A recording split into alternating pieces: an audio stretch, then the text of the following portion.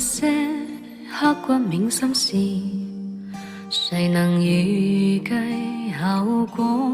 誰沒有一些舊恨心魔，一點點無心錯？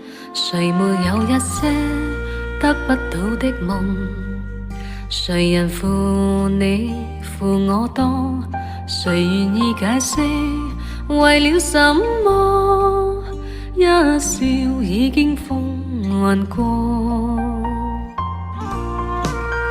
活得開心心不記恨，為今天呼嘯唱首歌，任胸襟吸收新的快樂，在晚風中敞開心鎖。